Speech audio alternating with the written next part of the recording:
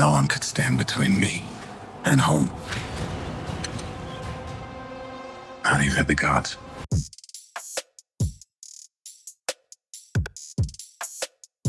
Today I'm here with Benjamin Lyda. He has 20 years of experience teaching grades 4th through college. He has a Master's of Humanities and is the author of Scriptorium Writing, which is a classical Christian writing curriculum for schools and home education. He's got 6 kids and a beautiful wife, and I hope you enjoyed the discussion we're going to have today on the Odyssey. We were going to talk about Homer, the Odyssey, in relation to manhood and fatherhood. Yeah. And we are going to discuss how at least the first 4 chapters for this session point in that direction towards what does it mean to be a father? What does it mean to be a man? What does it mean to grow into maturity? And I think there's a lot of things in here that point us in that direction. Okay. Let me do a little background. Okay. All right, little background. So a lot of people know Homer, right? A lot of people know who Homer is. Is that big enough? Okay. And they know that he wrote the great epics of the Iliad and the Odyssey. Okay. So we're going to talk about the Odyssey, but I want to give a little background on the Iliad. The Iliad is the epic about the Trojan War, right? And for 10 years, Greek men were on the shores of Troy, unable to penetrate the citadel because of their great walls. Right. So for 10 years, this war is going on. For 10 years, these men are away from their families. And for 10 years, those families are trying to deal without a whole generation of able-bodied men. Right? Maybe there's some boys left behind, maybe there's some old men left behind, but the men who are at their prime are gone, like all of them. And that takes a huge toll, of course, on the men, but also on the families, on the home. Right. All right. I was reading this book this last year called The Ethics of Beauty. There's a reference to a book called Achilles and Troy. And this was so fascinating to me because this was based on a psychologist in the 1970s, 1980s, who's trying to treat men who have suffered from post-traumatic stress from the Vietnam War. He's trying to treat them in the typical the typical way that psychologists would treat trauma, which is through, let's talk about it, sit on the couch and let me hear about it. But he discovered that this actually just led to men reliving the trauma. It didn't actually help. Instead, what he did is he had them read together the Iliad. The Iliad is a story of war, but what's unique about the Iliad is it shows just as much respect and honor to the enemy as it does to the Greeks. In fact, the whole of the Iliad concludes with the burial ceremony of Hector, who is the Prince of Troy, the enemy of the Greeks. It concludes with this sort of honor to the enemy. There's a kind of acknowledgement, hey, we're all in this together. We all suffer. And according to the psychologist who wrote in the Achilles of Vietnam, he found that this kind of interaction with art was actually more healing for the soldiers than the kind of conventional analytical approach to just tell me again what you experienced.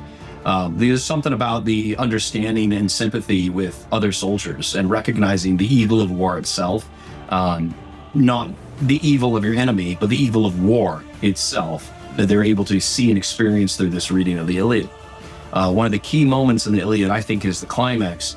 Achilles, you may know, he was like the greatest of all the Greek warriors, and at the end of the story, he experienced this incredible wrath. And in the wrath, with this wrathful berserker state, he slaughters like hundreds and hundreds and hundreds of these Trojans. Finally, he confronts Hector, who's the Prince of Troy, the only one brave enough to confront him, but Achilles slays Hector.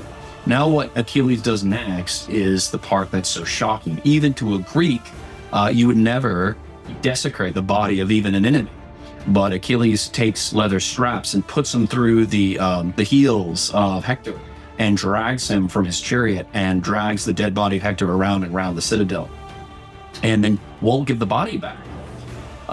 Hector's father, King Priam, with the help of a god, sneaks into Achilles' camp at night and on bended knee begs Achilles to give back his son so he can give him a proper burial. And there's a really, really amazing line to me where there's this moment where these enemies, Achilles and the King Priam, they come together in this conversation, and Homer says they remembered.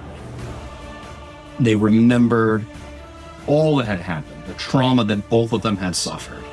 And in that microscopic moment, right, they were equals.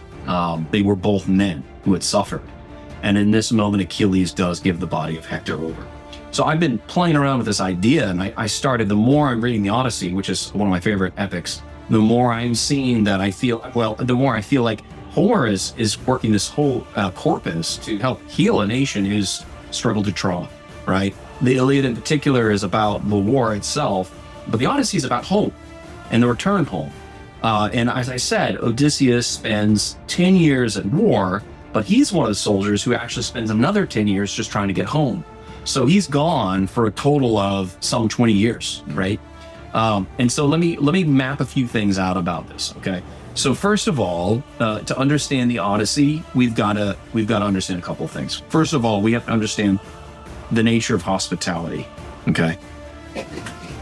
Without understanding hospitality to the Greeks, you're not going to be able to understand the Odyssey, okay? There's the great 4 cardinal virtues: justice, wisdom, courage, and temperance.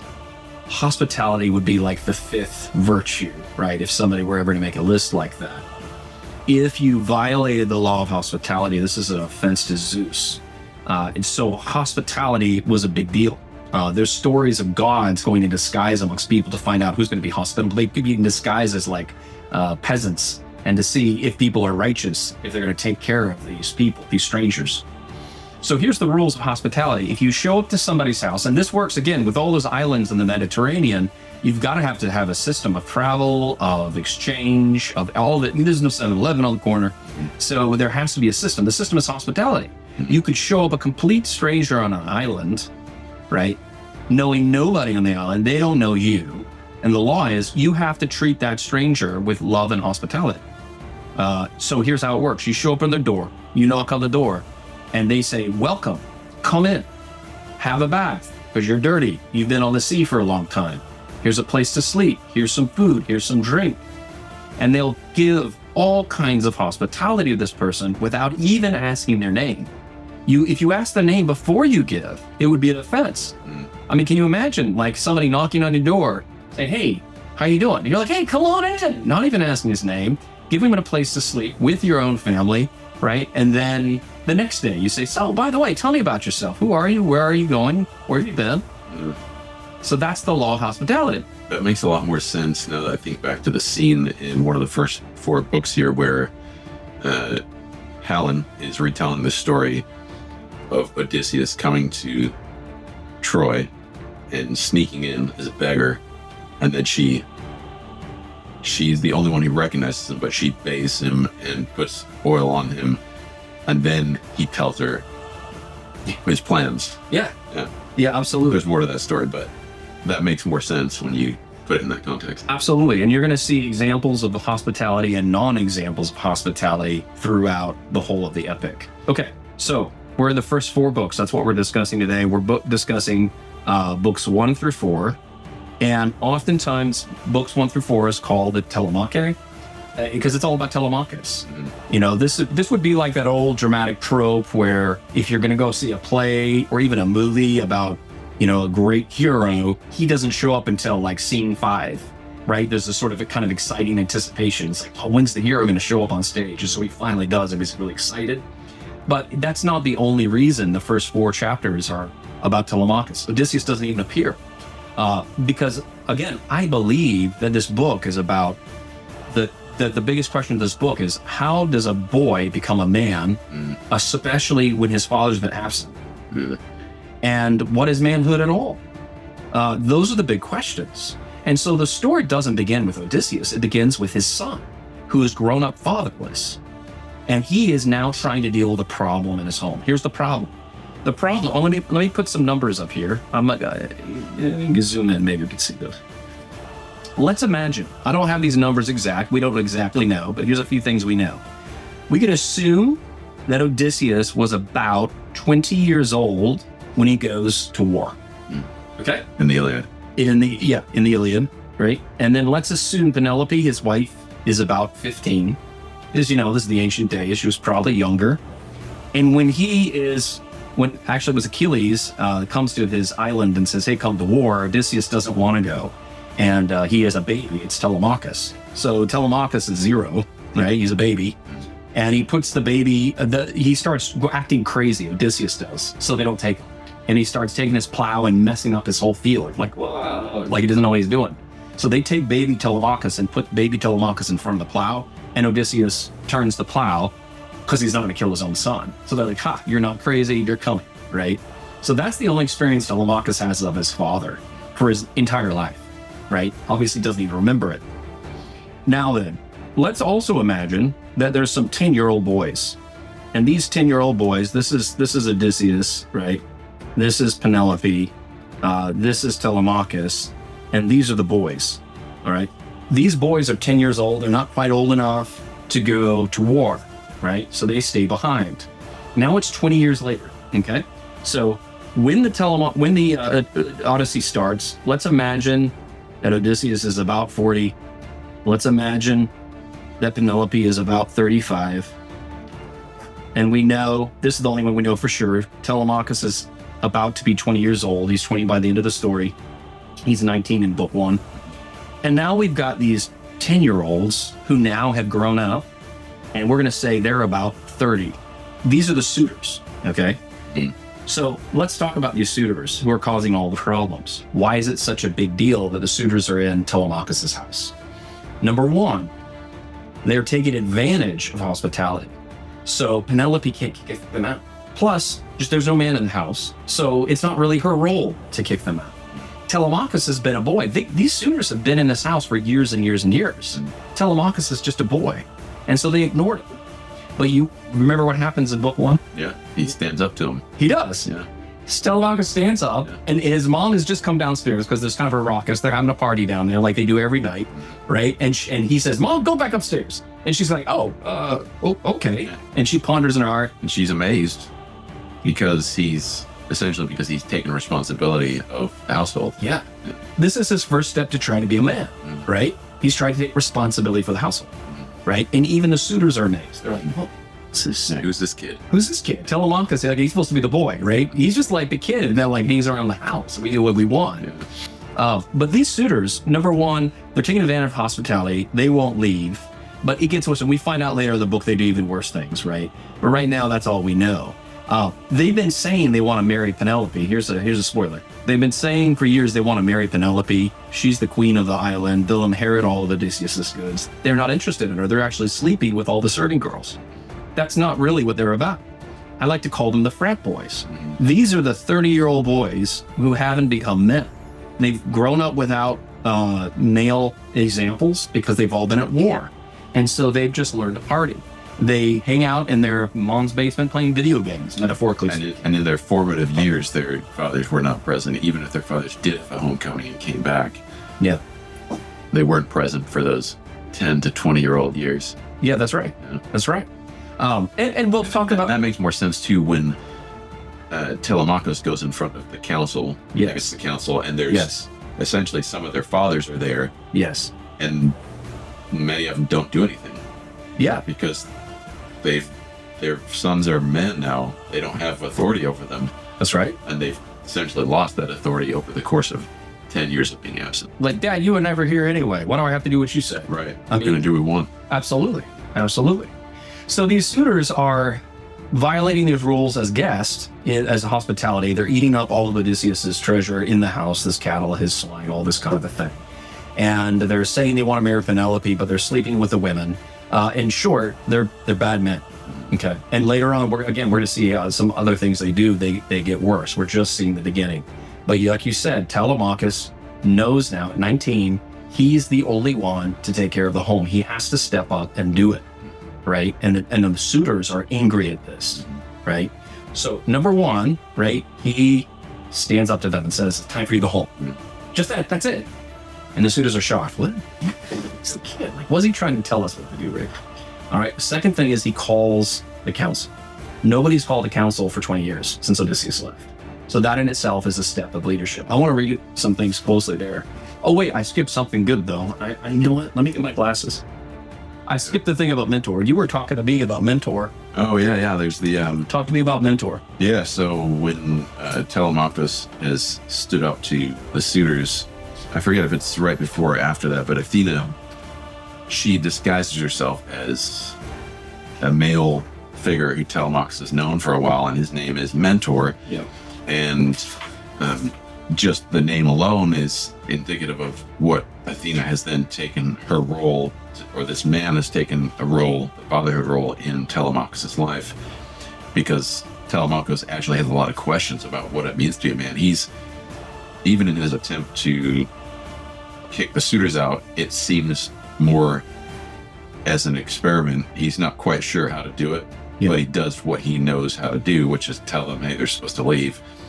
And then even later he says, when they go and visit, I forget if it was Nestor or Menelaus, but he says, I don't know how to talk to a man who's my elder. Yes. And that's kind of indicative of a young man who's never had an older man to talk to, but knows he's supposed to respect him somehow, but doesn't quite know how. Yes. And so I think there's all that's mixed in there, but mentor, Athena disguised as mentor, becomes that father figure for him. Yeah, absolutely. So look at this comment, actually, just to kind of emphasize again this, what kind of behavior the suitors are involved in. Mentor, or Athena disguised as mentor, is commenting on these gods. I'm sorry, I just read the word gods. Commenting on these suitors. And she says, what feast is this? What gathering? This is on page 33. Yeah. How does it concern you? A festival or a wedding? Surely no communal dinner. How insolently they seem to swagger about in their feasting all through the house.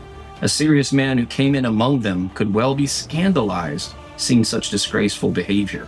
What was really interesting to me is she says, no communal dinner, right? There's a huge difference between like a frat boy party, right, and a communal feast.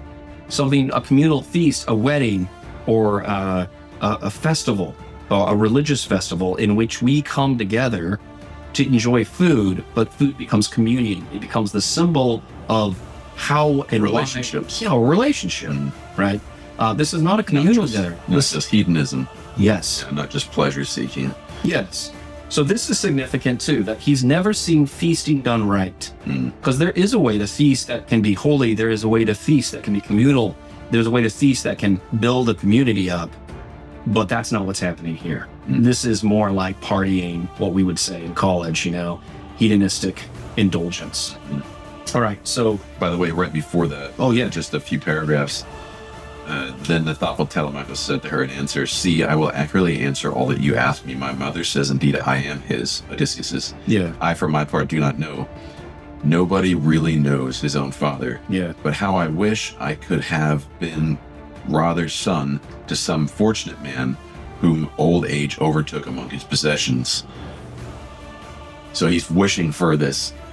He's saying, I wish my dad had just gotten old. Yeah. Instead of gone to war. Yeah. And I don't remember if it's before this or after this, but then that's when Athena becomes mentor. Yes. So this is the kind of... Comes that request. She does. Well, then this is also the impetus for the action in the next 4 chapters. It's to know his father. Yeah, that's right. So let's go to chapter 2 or book 2, and he calls the assembly, and basically at the conclusion of it, he says, okay, I'm going to go on a journey. I'm going to go take my own Odyssey. I'm going to go voyage about and see where my father is. And he tries to get some men to come with him. And of course, the suitors mock him, but he does find some faithful men who are willing to go with him. By the way, there's another line in here, just a few paragraphs. Yeah, no, go for it. 305. Then Telemachus said to Athena, my guest, he doesn't know it's Athena, your words to me are very kind and considerate. What any father would say to his son, I shall not forget them. One. That's a nice one. Yeah, I mean, it's so direct in some ways. Yeah. It's like, you're telling me what a good father would say to his son, and she had told him to be bold, and they'll remember you for generations, and your boldness Yeah. along those lines. Oh, excellent. Yeah, I didn't notice that one. This is some I've had discussions before about this. At the end of Telemachus' speech at the assembly.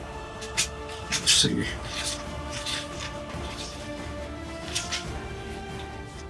Telemachus has assembled this council that hasn't been together for 20 years on the island, and he's holding the staff that's symbolic of authority. Mhm. He is the leader here. Yeah, he grabs his staff. Two dogs follow him, and there's some soldiers or whatever come along with him. Yeah. Or his other men. So if I were the suitors, I'd be like, what's this guy trying to do? He's trying to take charge here. I like the way that things work, which is exactly how they feel. Mm. But this is interesting to hear. At the end of his speech, he's kind of, there's a climax of anger here. He says, Lady, so he's spoken. oh yeah, well, let me just go back up a little bit. It says, unless my noble father Odysseus at some time in anger did evil to the stronger Eutychians, for which angry with me in revenge you do me evil is in setting these on me. It's not a good place to start. He says, for me it would be far better for you to eat away my treasures and eat my cattle. If you were to eat them, there might be a recompense someday, for we could go through all the settlement with claims made public asking for our goods again until it was all re-given. But now you are heaping me up with troubles I cannot deal with. So he spoke in anger and dashed to the ground the scepter in a storm burst of tears, and pity held all the people. I mean, when I read that, I think, okay, the boy is trying to take up this staff of authority. He's not ready yet. He loses it emotionally, and that gets the best of him. His anger does, and he throws that staff of authority down to the ground, breaks it. And people have pity on him. But that's really not what you want if you're trying to take up that kind of yoke of authority that he so desperately needs in his life. So he's in progress, and I think that's just important to point out. He assembles a group of sailors, and in book 3, I believe they arrive. Oh, and I love, there's actually some great little dialogue, but he's following wisdom.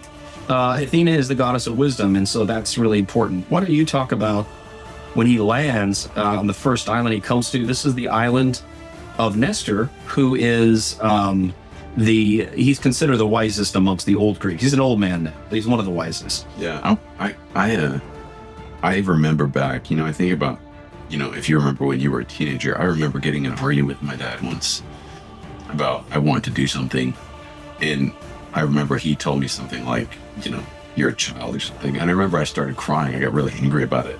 But it reminds me of something like that, in those like late teen years, there's like an attempt to take charge of one's life. And the individuals who he's in front of, the only other men in his life at this point, are very much against him doing that. And so it's interesting just to think about. I think many men could probably relate to that feeling of frustration. Yeah. About not being able to quite grasp hold of their manhood. And I think it might be also worthy to mention that this is a group of people who don't want to see him mature. In fact, they wouldn't even know how to direct him to mature. Yeah, well, they don't want him to mature and become a man because that threatens their way of life, which is immoral. Mm. And, a man who is fully developed is going to insist upon a moral life, right? And these suitors are not young men. Yeah. They don't want him to be a man.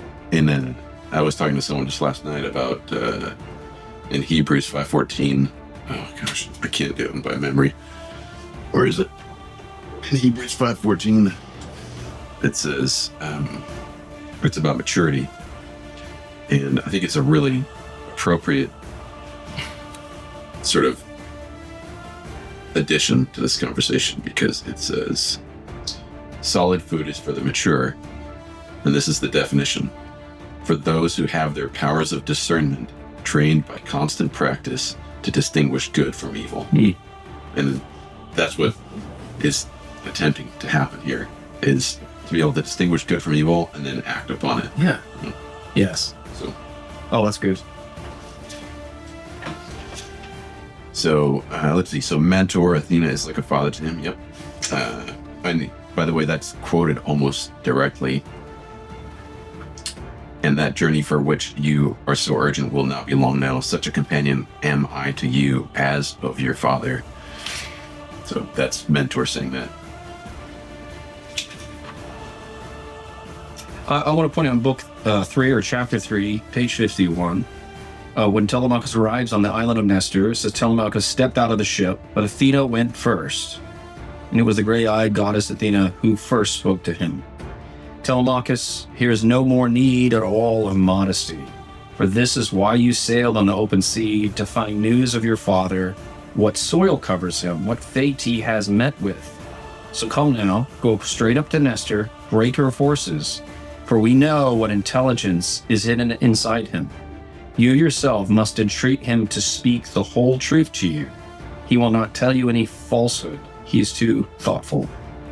There's all kinds of stuff there to unpack. Yeah, and this is the part I was talking about right after that. He says, how shall I go up to him? How close with him? I have no experience in close discourse.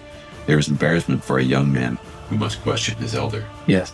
So that's that part of the book we're talking about. From here in the next few pages, I almost see this as almost like a recipe book for becoming man in a lot of ways. So this is first. Number one. The recipe. Here's the recipe. All right. Number one, he's following in the footsteps of Athena. Athena goes first. She's the goddess of wisdom. Yeah, she's his mentor. And literally, she is also the mentor. Yeah. So number one, you have to have a mentor. There has to be another man to lead you into manhood. Okay, I know Athena's a woman, but it's okay. It's a mythology. She's acting as a man. Yeah, that's right. But she's wisdom, more important, right? So he is finding a wise guide to guide him into this manhood. Okay. Number two, I think it's significant to acknowledge that the boy cannot stay in his home and become a man. Like, he has to go out. Like, you can't find out what you're made of in your mother's house. It just isn't possible. And this is why a man has to, or a boy, I should say, has to go out in some way in order to find that path to manhood. So I think that's significant as well. And then thirdly, he's going to Nestor. Is the first man he talks to outside of Ithaca. And Nestor, again, is known as the wisest amongst the Greeks. He's a very old man now. And this is significant too. We see this in the scripture as well, about old men should become mentors to children. I'm paraphrasing this so loosely. But that becomes their role. That becomes their role. That's right. To have that role. I think, is that Timothy? I'm not sure. Maybe look that one up later. Yes, we can look that one up later. But put the scripture on the bottom of the screen. But no, you're right. I mean, so you've got all three or multiple stages there. You've got the young man who needs to find his way to that manhood. Yeah. And then you've got the role of the older man. What is the role of the older man who he's not going to go out and fight a battle at 70. That's right. He's not going to go conquer the world at 70. He's going to help the young man learn something so that the young man doesn't make the same errors and makes good decisions better than he did. Right. And the young man should want to do it better than the elder. Yeah. If he's able. There's a part actually a little back, a couple pages back, where Athena is talking to Telemachus, and she says, "You are to be no thoughtless man, no coward, if truly the force of your fathers instilled in you. Such a man he was for accomplishing word and action." And then a few lines later it says, "I have no hope that you will accomplish all that you strive for few are the children who turn out to be equals of their father, and the greater number are worse. Few are better than their father is." And I think there's something to that when we think about what it requires to grow into manhood, especially for those men whose fathers were not there. Right. And even the difficulty of when you think about if you have a man who's accomplished a lot, the maybe insecurities that a son may feel in his footsteps, trying to live up to his expectations and hasn't quite broken away to go do his own thing yet. Yes. That's a good point too. Yeah, I mean, you almost had the, dueling problems here, right? The problem, the completely absent father, the failed father, and how is the boy going to learn how to be a man? And then you have the extremely successful father, and how you never live up to that. Telemachus is kind of between both, just because Odysseus is such a legend. Yeah. Even though he's been absent, he's kind of in the shadow of his legend still. Continue with the formula to manhood, because this is just the beginning.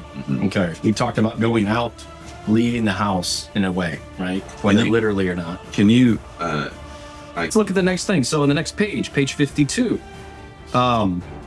you pointed out, he says, I'd be nervous to talk to an older male. I've never done this. And this is Nestor. He's famous. And so here's the response from Athena.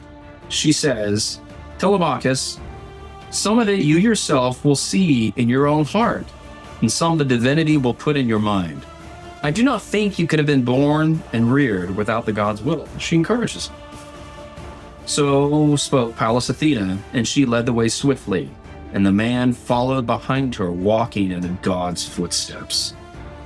So this is significant too. In that line, in this poetry, you'll see the repetition of particular lines and phrases. This is one you'll see repeated in this poem again and again.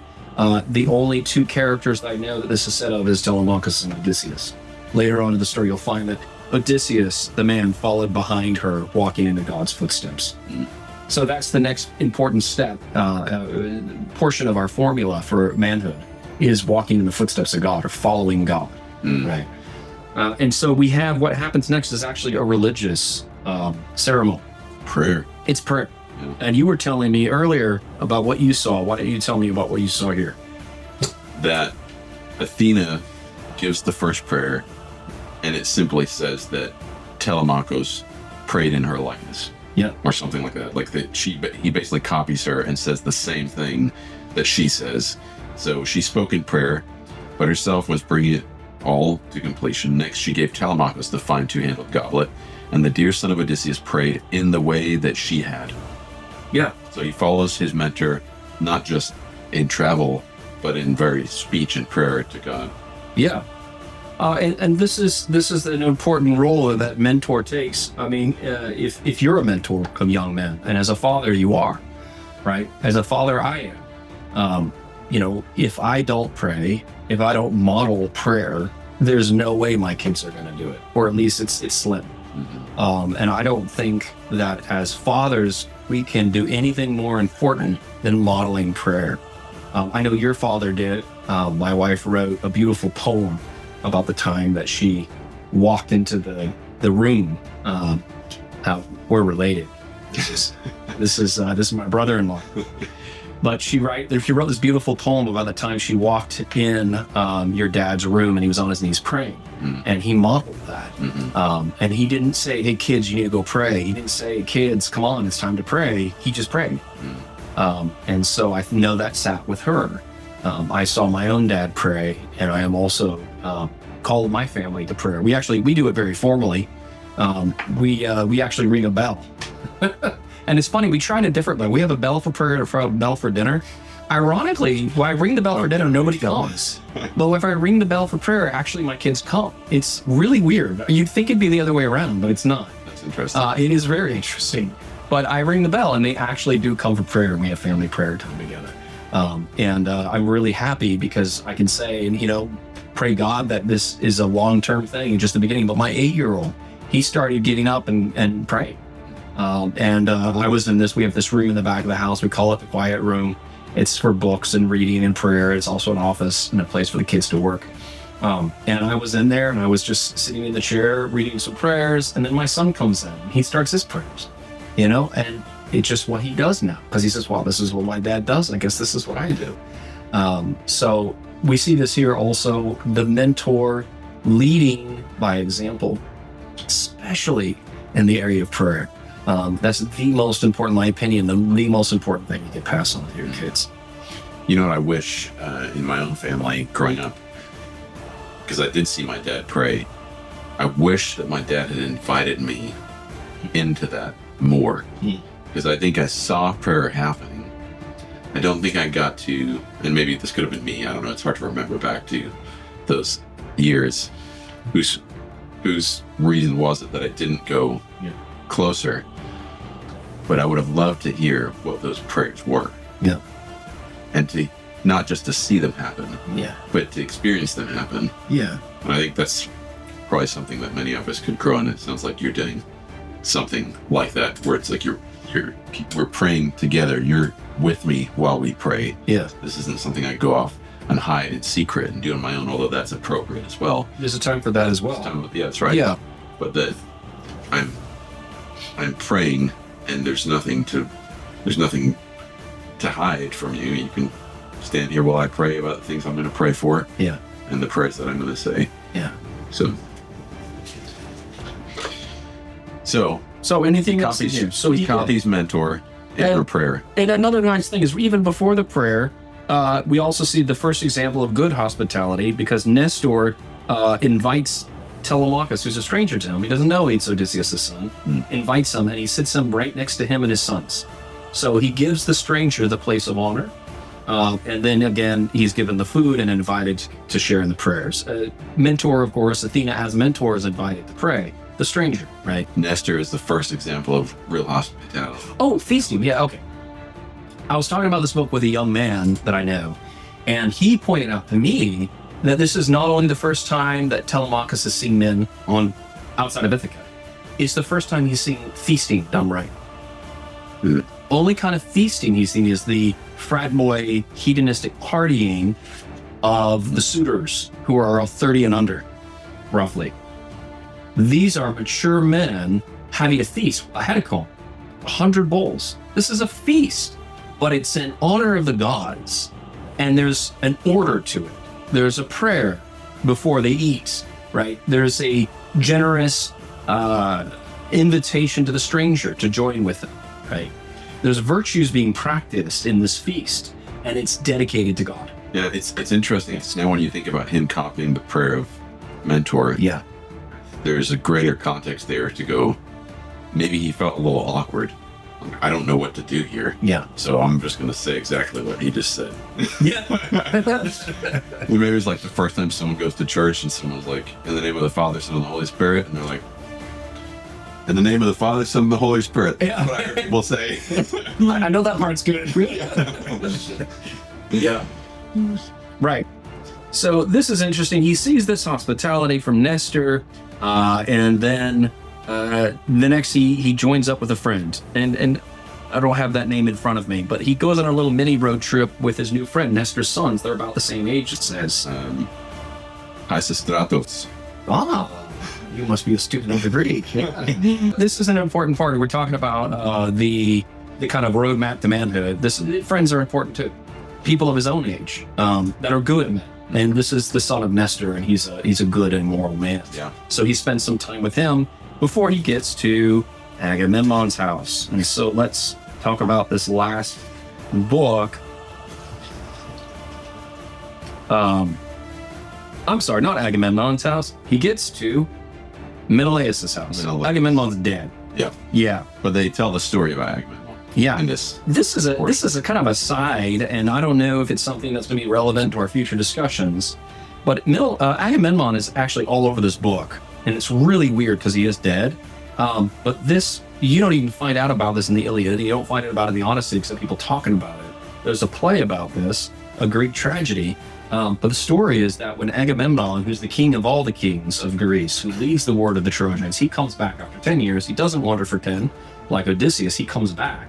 But in order to go to war, actually, there is relevance to this. In fact, after the Trojan War, Agamemnon, the king of kings, returns in triumph, having defeated the enemy and coming back with the spoils. Okay. How did he get there in the first place? There's a really, really older story that's very interesting about Agamemnon's responsibility as the king to lead his men to war. Helen was taken, and all the kings of Greece made a vow: if anybody takes Helen, we all go to war. Because nobody wanted one of the Greeks stealing Helen from Menelaus, because she was supposed to be the most beautiful of all the women. So they made this sort of kind of contract to protect that marriage between Menelaus and Helen. Everybody was scared somebody would take her. So if you take Helen, you go to war with all of us. Okay, Paris, not a Greek, Trojan takes her. And so Agamemnon now, as the king of kings, has to assemble the warriors on the beaches and sail out to Troy to do war. Problem is there's no wind, and he can't. And the soldiers are lingering, they're languishing on the beaches with hardly any food and water even. And the king is failing in his one duty, take him to war. So he consults the oracle, and he finds out that the reason why, the only way that he's going to be able to go to war is if he sacrifices his daughter, right? So he has this really, really critical career choice. A decision point. And if he can successfully lead his men to war, he's going to be one of the greatest kings ever. And he'll be remembered forever. And he's going to do battle against this great citadel. And if he wins, and he does after 10 years, this is like nothing better for him in his career. But in order to do that, he's going to sacrifice his daughter. Like, if that's not poignant, I don't know what is. I remember that's the backstory. But I remember feeling as we were expecting my second child. I remember that tension of being like, oh, I'm going to have another child. And she was a daughter. She so happened to be a daughter. My first was a son. And I felt that tension of like, I know that this is going to demand more of me at home because I'm going to have 2 babies now. But I know that I also have responsibilities at work. But the responsibilities at work, of course, provide for them. But it also takes me away from them. And I imagine most men feel that tension.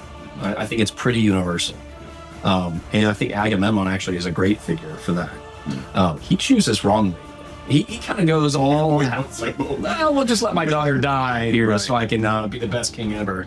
But maybe our decisions aren't that traumatic, but they're nonetheless daily decisions we have to make about how to prioritize family without sacrificing the necessities of work.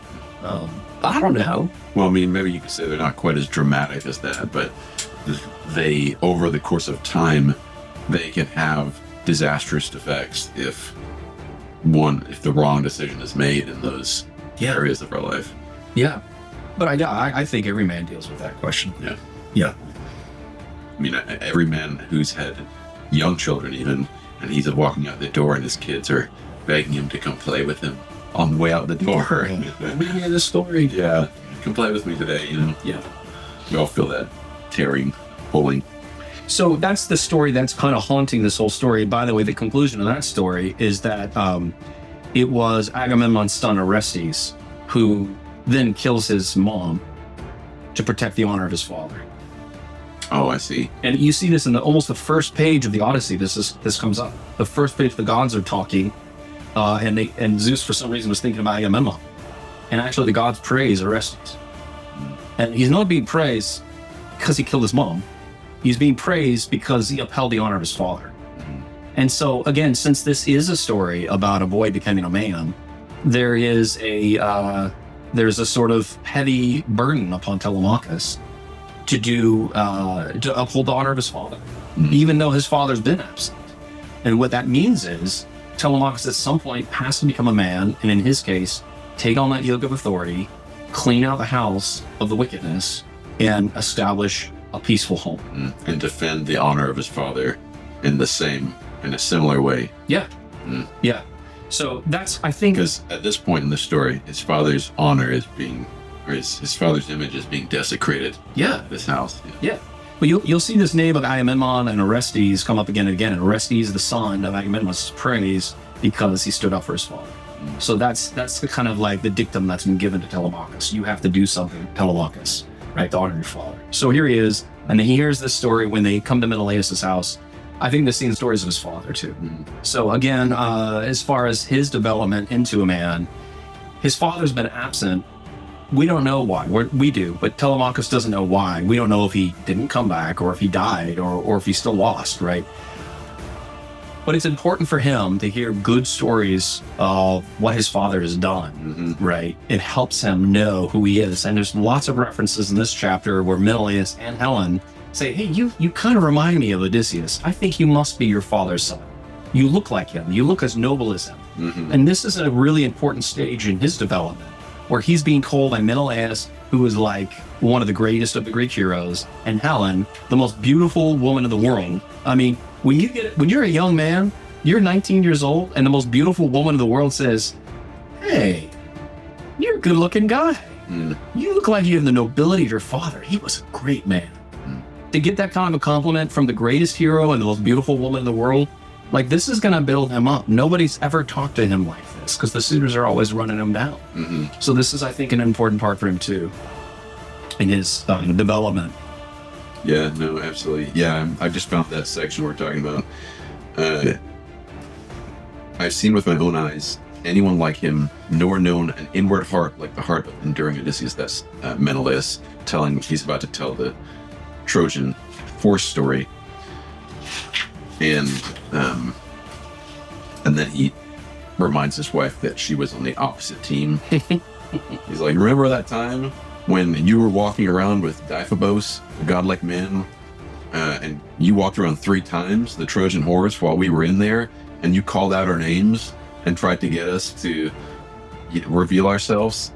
And there was only one. It was Anticlus, who was ready to answer you, but Odysseus, brutally squeezing his mouth in the clutch of his powerful hands, held him and so saved the lives of all the Achaeans until such time as Pallas Athena led you off from us, led Helen away from the horse, the Trojan horse.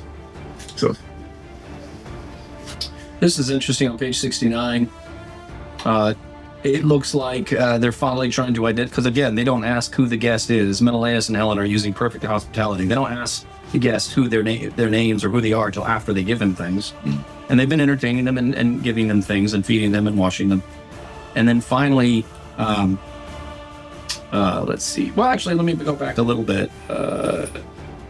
Helen says in the bottom of 68, do you know, Menelaus, beloved of Zeus, who these men announce themselves as being, who've come into our house now? Shall I be wrong, or am I speaking the truth? My heart tells me to speak, for I think I never saw such a likeness, neither in man nor woman, and wonder takes me as I look on him, as this man has a likeness to the son of great-hearted Odysseus, Telemachus, who was left behind in his house, a young child by that man when, for the sake of shameless me, the Achaeans went beneath Troy, their hearts intent upon reckless warfare. So there's that recognition that the most beautiful woman has of Telemachus.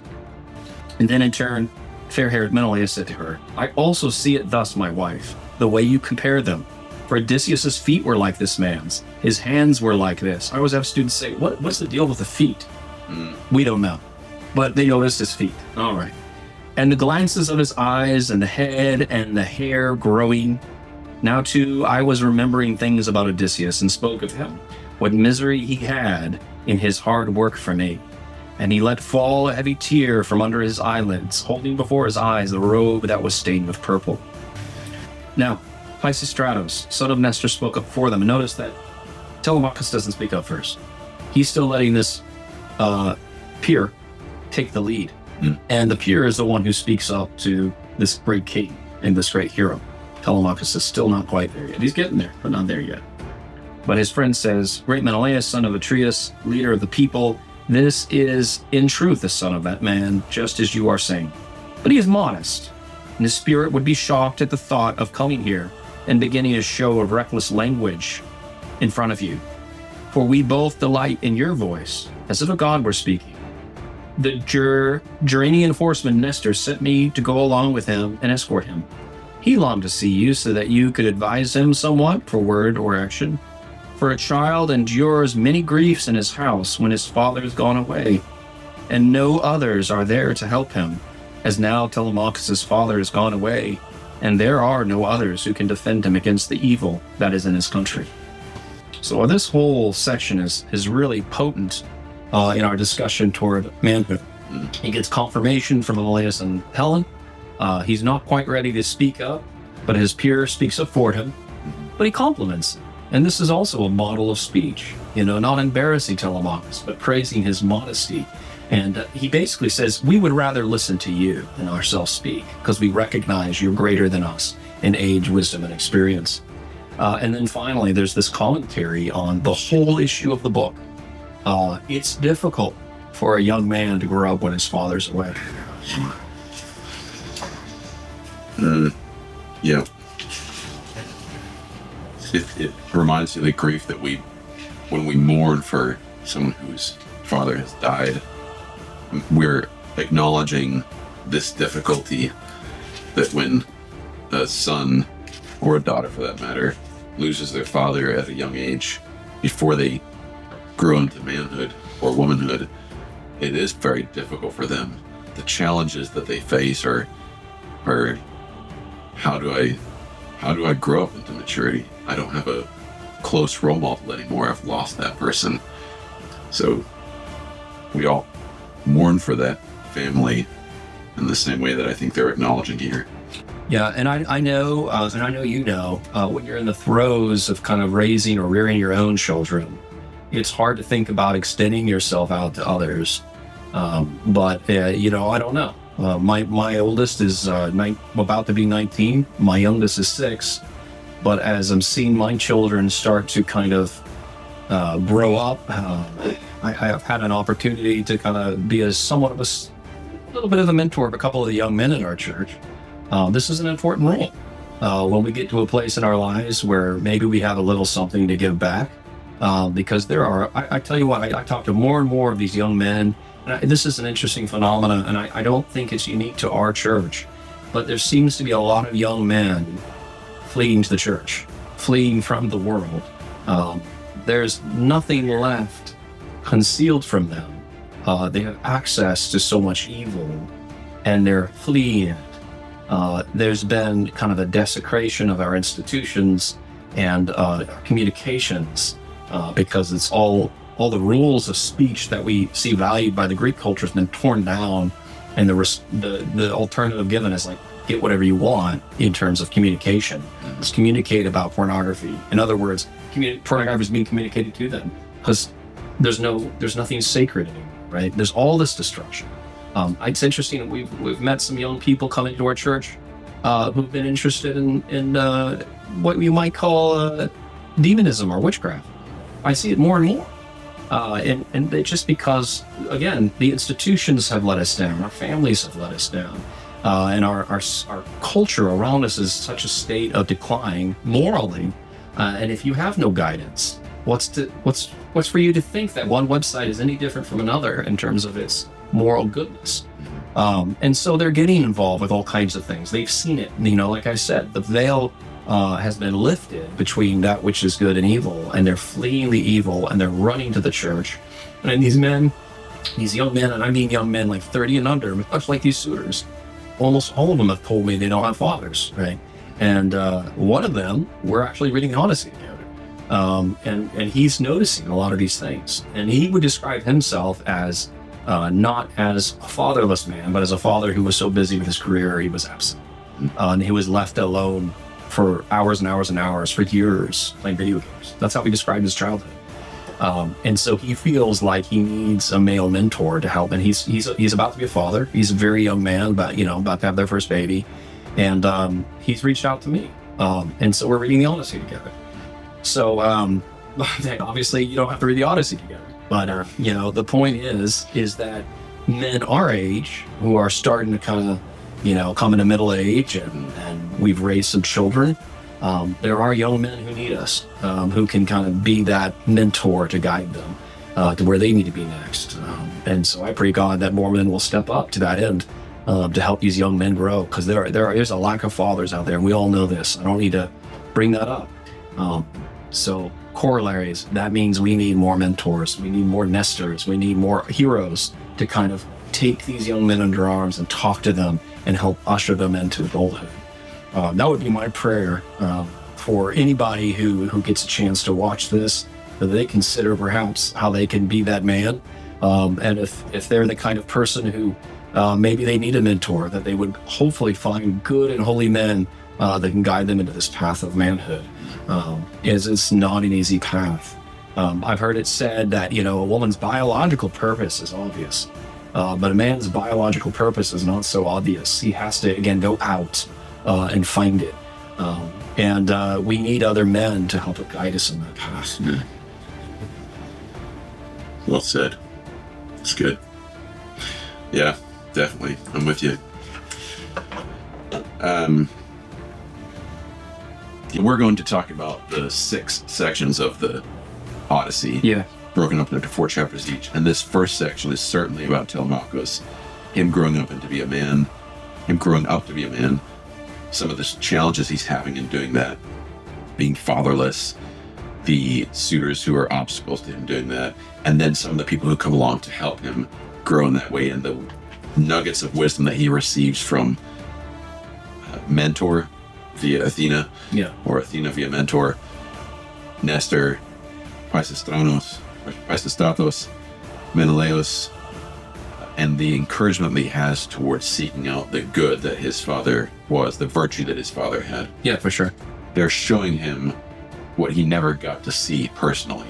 Yes, exactly. Because that's a big part of this is the absent father motif.